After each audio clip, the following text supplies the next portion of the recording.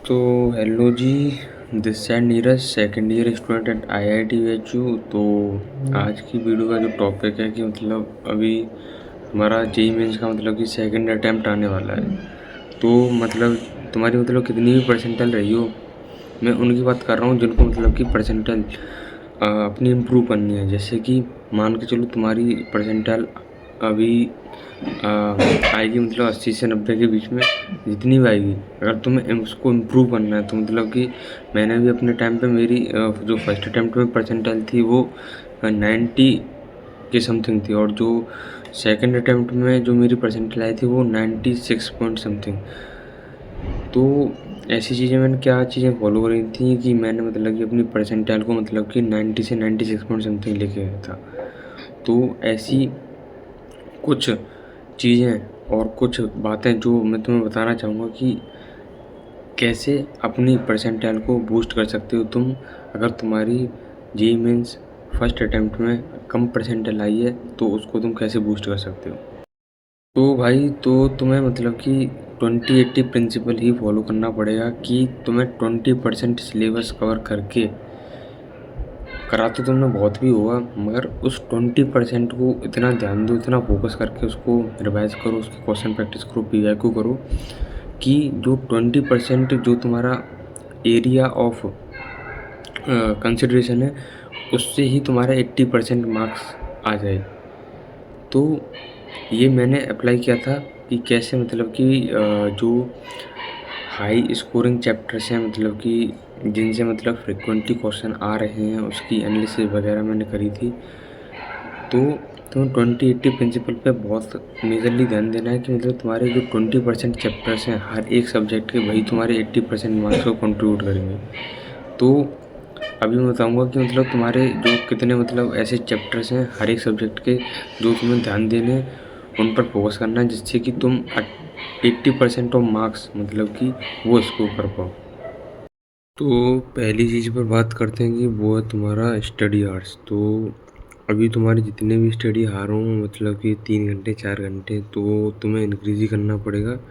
उसको ले जाकर 12-13 घंटे पर ही लेके जाना पड़ेगा। एक्सट्रीम भाई पढ़ाई करनी पड़ेगी 12-13 घंटे की। अगर तुम्हारे कम है तो उसको आराम आराम से इंक्रीज़ करो कि मतलब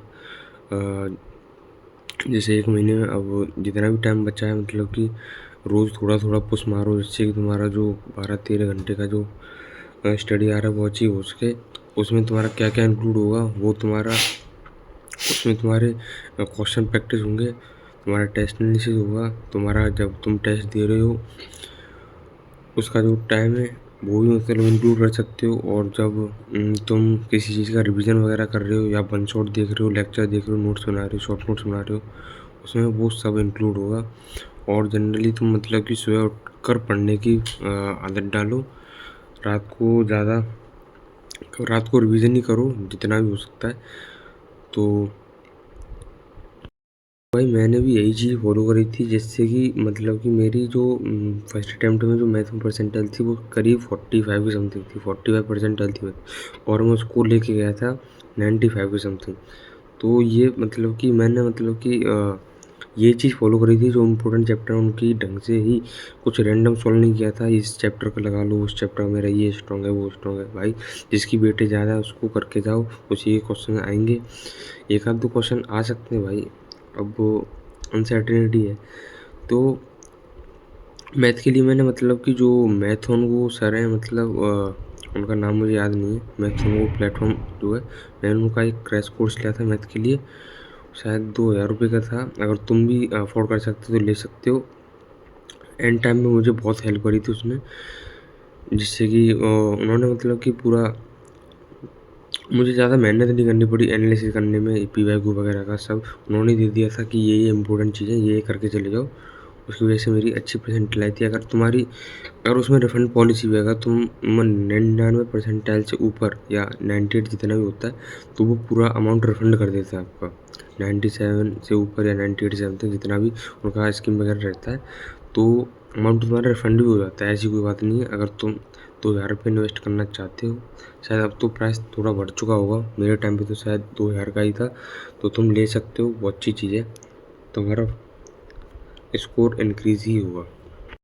तो भाई बेसिकली अगर तुम्हारी फिजिक्स में मतलब कम परसेंटाइल, अगर तुम्हें लग रहा है कम परसेंटाइल अगर तुम्हें इंक्रीज़ करनी है, तो भाई एक बात बता दूं कि मतलब तुम्हें एक चीज़ को फॉलो करना। जैसे कि मैंने अपने जो फर्स्ट अटैम्प्ट के टाइम पे मेरी फिजिक्स के कारण ही मतलब अच्छी परसेंटाइल आई थी।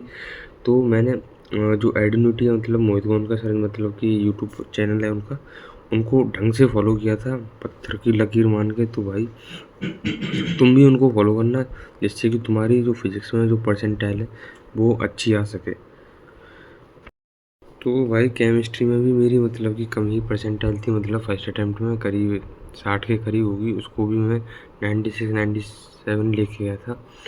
तो वो चीज़ भाई केमिस्ट्री के लिए तो मैंने अपने शॉर्ट नोट्स और जो नोट्स जो क्लास में बनवाए थे जो सर ने मेरे, उनको ही फॉलो किया था, इधर उधर का कुछ मटेरियल सॉल्व नहीं किया था।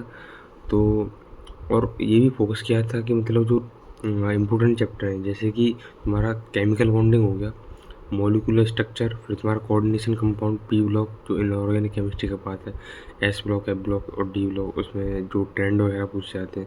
फिर तुम्हारी ऑर्गेनिक रिएक्शन और उनके मैकेनिज्म भी बहुत इंपॉर्टेंट है। मैकेनिज्म ऑर्गेनिक केमिस्ट्री कर रहे हो तो भाई मैकेनिज्म के बिना मत करो, ऐसे सिर्फ रिएक्शन रट के जाओगे तो जब मैकेनिज्म का क्वेश्चन आता है फिर ऑर्गेनिक केमिस्ट्री में फैल जाओगे तुम, चाहे तुम्हारी कितनी भी स्ट्रांग हो। फिर तुम्हारी फिजिकल केमिस्ट्री से थर्मोडाइनमिक्स पर डुएबल सवाल थे शिफ्ट में, तो उसको भी करके जाना, बिल्कुल स्किप मत करना। फिर तुम्हारा इलेक्ट्रोकेमिस्ट्री है, उसके ही फॉर्मूला बेस्ड ही क्वेश्चन आते हैं, बस थोड़ा बहुत घुमाकर पूछ लेते हैं। तो भाई अगली चीज़ बात करते हैं तुम्हारी टेस्ट के बेसिस पर। तो टेस्ट सीरीज़ तुम किसी की भी ले सकते हो, मैंने आकाश की ली थी। तो तुम्हारा जो अब जो भी मतलब कि तुम्हारा सिलेबस का इनकम्प्लीट वगैरह है, उसको मतलब कि पहले कंप्लीट वगैरह ढंग से कर लेना, फिर उसके बाद टेस्ट स्टार्ट कर देना। टेस्ट की फ्रीक्वेंसी क्या रहेगी, मतलब कि तुम हफ्ते में 2 टेस्ट तो दे सकते हो जब तुम्हारा सिलेबस वगैरह कंप्लीट हो जाए, या टॉपिक वाइज जो टेस्ट वगैरह होते हैं जिस भी मतलब कि जिसकी टेस्ट सीरीज ले रखी है उसमें अगर प्रोवाइड करा रखा है तुम्हें, तो टॉपिक वाइज अगर तुम्हें किसी टॉपिक में डाउट वगैरह है, उसके क्वेश्चन वगैरह सॉल्व करने, तो उसको भी मतलब तुम प्रेफर कर सकते हो। तो टेस्ट की फ्रिक्वेंसी हफ्ते में 2 रख सकते हो, जब पीक टाइम आ रहा है जैसे कि जीमेंस पास आ रहा है तब तुम मतलब कि बढ़ा सकते हो।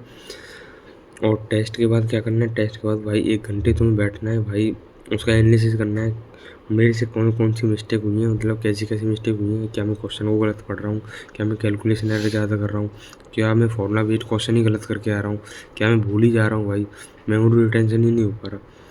तो ये सब भाई गलतियाँ लिखो, इसकी एक सेपरेट कॉपी बनाओ, जिससे कि तुम्हें एक ट्रैक रहे। जब तुम फाइनल जेईई में देने जाओगे तो भाई तुम्हारे पास ट्रैक रहेगी, मुझे ये सब गलतियाँ नहीं करनी है, जिससे कि तुम्हारा एक अच्छा स्कोर तुम फोड़ पाओ। ये चीज़ मैंने पर्सनली फॉलो करी थी कि मैंने एक कॉपी बनाई थी जिसमें मैंने अपनी हर एक गलती लिखी थी, हर एक क्वेश्चन लिखा था जिसमें मैंने सिली मिस्टेक्स वगैरह करी थी। तो वो भी तुम ज़रूर करना, जिससे कि तुम्हारा स्कोर भी इम्प्रूव हो। तो भाई लास्ट में बात करते हैं वो तुम्हारा रिवीजन वाला पार्ट। तो रिवीजन में तुम अपने मतलब कि जो भी तुमने शॉर्ट नोट्स बनाए होंगे और जो टेस्ट की एनालिसिस की कॉपी है और जो इम्पोर्टेंट स्टार क्वेश्चन जो पीवाई के क्वेश्चन तुमने through all over the preparation करे होंगे, रिवीजन तुम मतलब कि रोज़ भी कर सकते हो, सुबह उठ कर सकते हो, शाम को सोने से पहले कर सकते हो, या फॉर्मूला बेस्ड रिवीजन या कोरा का टेस्ट कर सकते हो, जिससे कि जो कोई भी तुम्हारा कॉन्सेप्ट अगर देखा हुआ क्वेश्चन नहीं बन रहा है तो मान के चलो तुम कुछ उसका पार्ट भूल रहे हो, तो एक मतलब कि प्लेन पेपर लो, उस पर भाई जितना भी तुम्हें याद आ रहा है उतना लिखो पहले, फिर जो याद नहीं आ रहा है उसको एक बार देखो कि भाई मैं क्या बोल रहा हूँ, तो उससे थोड़ा थोड़ा करेक्ट करते जाओ, जिससे कि तुम्हारा एक फाइनल सॉल्यूशन आएगा और वो तुम्हारे दिमाग की रिटेंशन। और ये तुम फॉर्मूला के लिए भी कर सकते हो, जैसे कि तुमने किसी चैप्टर का वन शॉट देखा भाई, उसके इम्पोर्टेंट कॉन्सेप्ट तुम्हें रिवाइज करने, तो भाई एक प्लेन पेपर लो, उस पर जो भी आ रहा है भाई किसी भी रिसोर्सेज को हटा दो, जो भी तुम्हारे दिमाग में आ रहा है वो लिखो उससे रिलेटेड, और फिर चेक करो वो तुम्हारा सही है कि नहीं, फिर उसको और इम्प्रूव करते जाओ, जैसे कि तुम्हारी माइंड की रिटेंशन बढ़ेगी। और ये अच्छा रिवीजन करने का सही टेक्निक है भाई, कोई भी टॉपिक तुम उठा लो जिसमें तुम कॉन्फिडेंट हो और उसको लिखना स्टार्ट कर दो, जिससे कि तुम्हारे अंदर कॉन्फिडेंस आएगा भाई कि हाँ मैंने ये टॉपिक पढ़ा है, इससे सवाल आएगा तो मैं कर दूंगा। दूसरी बात है कि अब तुम्हें मतलब कि 20% जो इम्पोर्टेंट चैप्टर्स हैं उन्हीं पर ही फोकस करना है, जिससे कि तुम 80% स्कोर को फोड़ पाओ।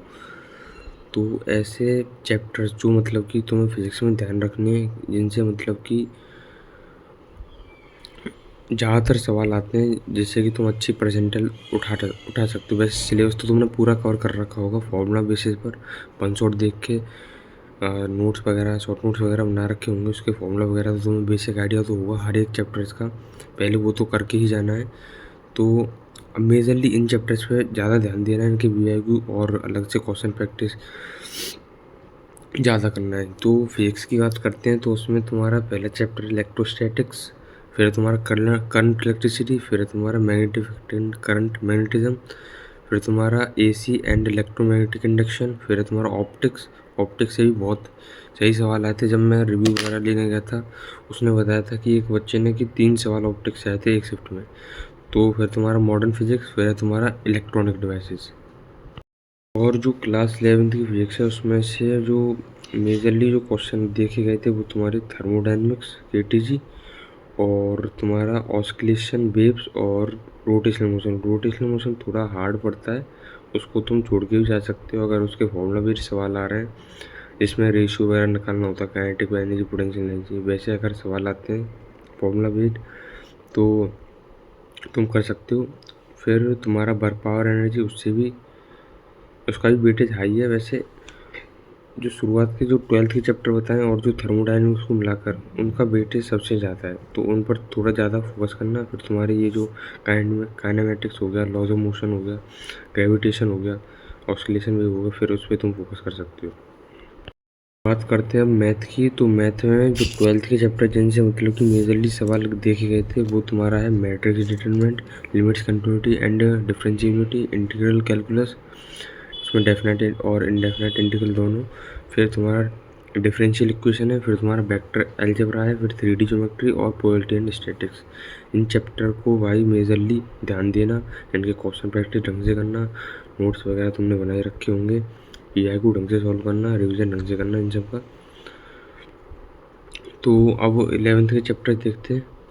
जो मैथ में क्लास 11th वाले चैप्टर हैं, कौन सेक्शन से बहुत अच्छे सवाल पूछे गए थे और उसका वेटेज भी बहुत ज़्यादा था, तो उसको भी तुम मतलब कि कर सकते हो, उसके क्वेश्चन प्रैक्टिस वगैरह ढंग से उसको स्ट्रॉन्ग कर सकते हो। और फिर तुम्हारा वही जो स्ट्रेट लाइन वगैरह, बायनोमियल थ्योरम और सीक्वेंशियल सीरीज, इन सब से मेजरली सवाल देखे गए थे। और बाकी जो 10 चैप्टर हैं उनसे भी कम सवाल देखे गए थे, मगर देखे गए थे। ये जो मेजर चैप्टर हैं इन पे तुम्हें फोकस करना है। मैथ में भाई कुछ रैंडम मत करो, जो इम्पोर्टेंट चैप्टर मैंने बताया उन्हीं को मतलब कि एक बार ढंग से उसको कॉन्सेप्ट क्लैरिटी करके उनके क्वेश्चन प्रैक्टिस करो, जिससे कि एक कोई भी सवाल तुमसे वहाँ पे उस चैप्टर का छूटे ना। मतलब कि जब तुम मतलब कि पेपर या मॉक या कुछ भी अटेम्प्ट कर रहे हो, मतलब कि 3 आवर की ड्यूरेशन में बैठ के, या तो तुम 9 से 12 बैठ के दो, या मतलब कि शाम वाली जो शिफ्ट का टाइमिंग होता है उसमें बैठ के दो, जिससे कि तुम्हारा जो माइंड का टेम्परामेंट और जो साइकिल है पेपर अटेम्प्ट करने की वो डेवलप होगी। तो जब भी पेपर दे रहे हो राउंड में दो। पहले राउंड में हर एक सेक्शन के जो भी इजी सवाल है, फॉर्मूला बेस्ड सवाल है, देखे हुए क्वेश्चन है, वो कर दो। सेकंड राउंड के लिए वो छोड़ो क्वेश्चन जो मॉडरेट लेवल क्वेश्चन है, जिसमें तुम भाई थोड़े से अटके थे, तुम्हें लग रहा था थोड़ा टाइम दूंगा वो हो जाएगा, वो उसको मॉडरेट में रखो। डिफ़िकल्ट में या तो मॉडरेट होने के बाद जाना, फिर तुम डिफ़िकल्ट को देख सकते हो जब तुम्हारे मॉडरेट लेवल के क्वेश्चन हो जाए। ईजी और मॉडरेट से ही तुम्हारी अच्छी परसेंटाइल बन जाएगी। जब तुम डिफ़िकल्ट पे अपना टाइम ज़ाया नहीं करो। डिफ़िकल्ट भाई जब ही तो कर पाओगे जब तुम्हारा भाई ईजी और मॉडरेट क्वेश्चन करने का तुम्हारा कॉन्फिडेंस यहाँ पहुँच चुका है, तो फिर तभी तो भाई तुम उनको टफ क्वेश्चंस को भाई स्मैश कर पाओगे। तो इसीलिए भाई पहले इजी क्वेश्चंस पर फोकस किया करो टेस्ट में, जिससे कि तुम्हारा कॉन्फिडेंस इंक्रीज हो, फिर तुम टफ क्वेश्चन पर जा सकते हो। भाई लास्ट में एक चीज़ की मतलब जो कुछ तुम्हारे वीक टॉपिक्स होंगे, कुछ तुम्हारे स्ट्रॉन्ग टॉपिक्स होंगे। स्ट्रॉन्ग है तो भाई उनका तुम रिवीजन कर करके उसको मतलब कि वो तो तुम्हारा स्ट्रॉन्ग है। वीक को कैसे स्ट्रॉन्ग करना है, पहले उसका जो भी तुम्हारा कॉन्सेप्ट वगैरह है उसके मतलब कि फॉर्मूला बेस्ड क्वेश्चन अप्लाई करो, हौले हौले कॉन्सेप्ट को बिल्ड करो, क्वेश्चन का लेवल बढ़ाओ। तुम मतलब कि इजी लेवल के क्वेश्चन सॉल्व कर रहे हो तो फिर उसके बाद मॉडरेट क्वेश्चन उठाओ, जिससे कि तुम्हारा उस जो कॉन्सेप्ट है या चैप्टर है वो तुम्हारा स्ट्रांग हो जाए।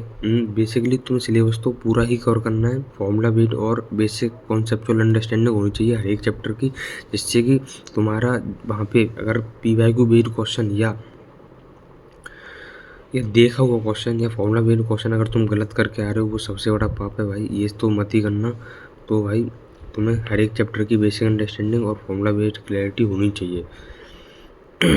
PYQ तो तुम करके ही जाना भाई, 5 साल के PYQ तो करके जाना। और जो रिसेंट जो जनवरी अटेम्प्ट के जो शिफ्ट वगैरह हैं जी मेंस की, उनके तो भाई ज़रूर से ज़रूर करके जाना, जिससे कि तुम्हें पैटर्न तो पता ही, तुम इम्पोर्टेंट चैप्टर का जो 20% जो सिलेबस है इम्पोर्टेंट वो करके ही जा रहे हो, जिससे क्वेश्चन मेजरली पूछे जा रहे हैं। तो चांस तो नहीं बनता है और कुछ पूछने का, वो थोड़ा बहुत हो सकता है बाहर से। तो PYQ 5 साल के करके जाना, रिवीजन करो ढंग से भाई, टेस्ट एनालिसिस ढंग से करो, और 12 से 13 घंटे की सिटिंग लगाओ। नहीं पहुंच पा रहे हो तो भाई ब्रेक लेकर करो पूरा भाई फुल फोकस। जब तुम 3 घंटे बैठ रहे हो पढ़ने, तो भाई कुछ डिस्ट्रैक्शन मत रखो, सीधा भाई किसी कोने में पढ़ रहे हो, कोई आए आ रहा है तो भाई तुम कहीं अलग पढ़ो। तुम्हारा भाई 3 घंटे बस फोकस उधर ही रहना चाहिए, डीप वर्क करो, मतलब कि जिससे कि तुम्हारे दिमाग की रिटेंशन और फोकस बढ़े।